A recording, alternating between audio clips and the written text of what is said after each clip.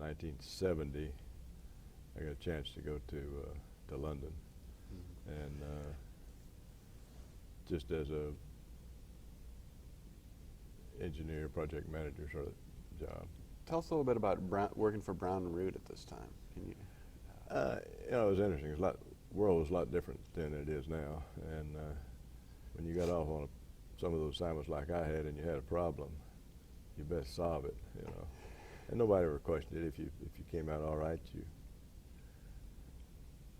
progressed, and if you didn't, you got fired. But it was you had a lot more flexibility in international work than you did at home. There was always some expert around the home office that could help you here, but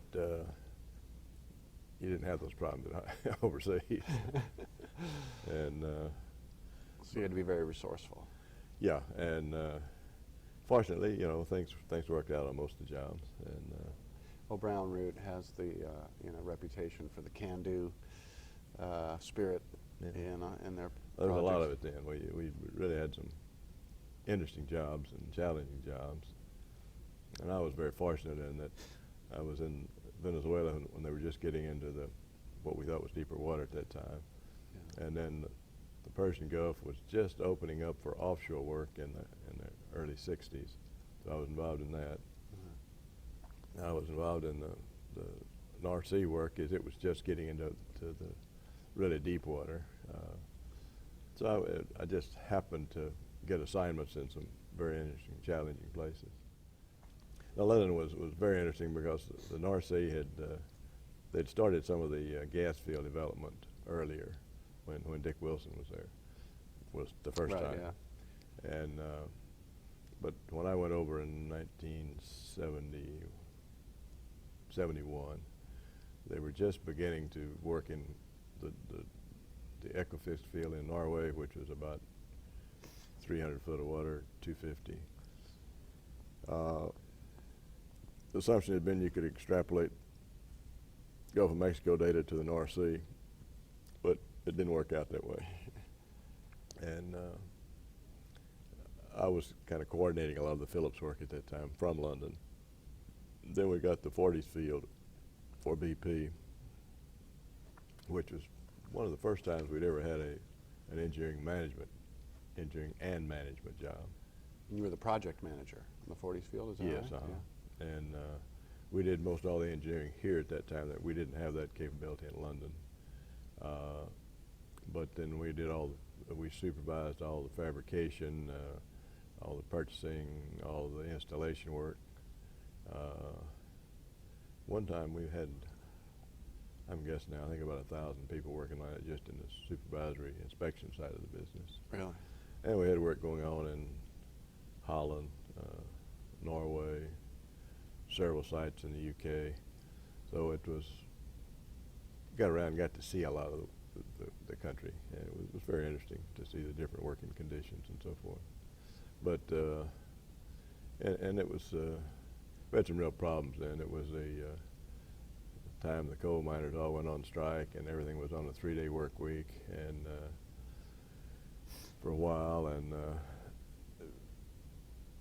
but all in all we got it going. It was a much more complex project than either we or the owners thought it was going to be. Because of the depth and just the rough conditions. Yeah, well we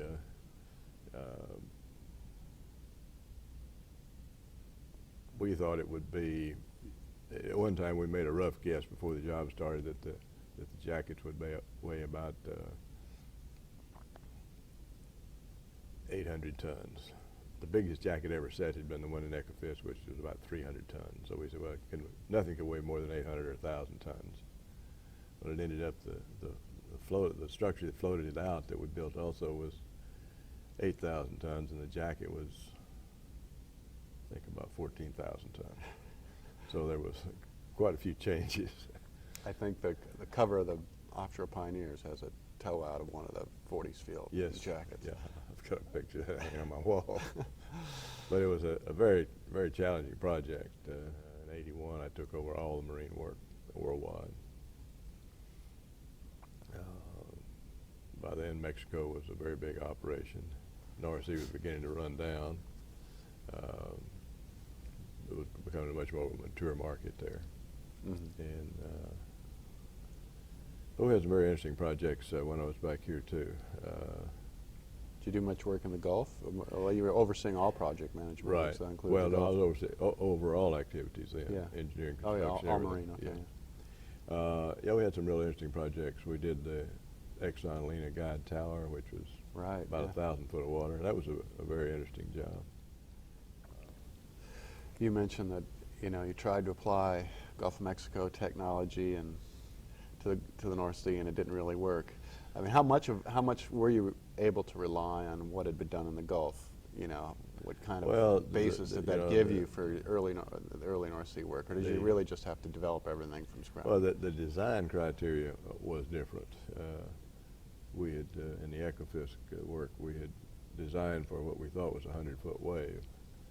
But when it exceeded that wave 3 times the first winter, we thought maybe that was a little bit lax on the criteria.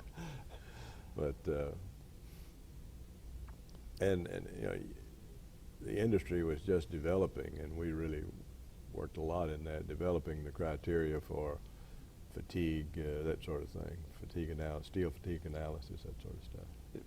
Wasn't Tim Pease involved in a lot of that, or maybe not? No, I think Tim had maybe left Brown Root. He by left. that time. Okay. Jay Weidler was prior to Jay.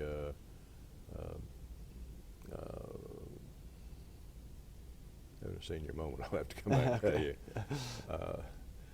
But we worked with the British regulatory authorities, Lloyd's, and the clients, and developed a lot of that stuff. Wow. So it was very interesting times. Are there any anecdotes or stories you can tell about the North Sea?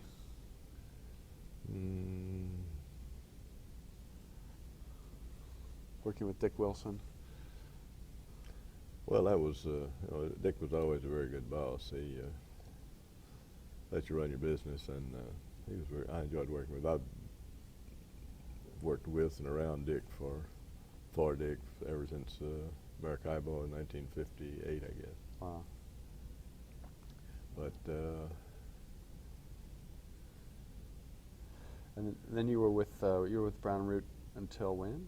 86? yeah, I left in '86 and set up my own consulting company.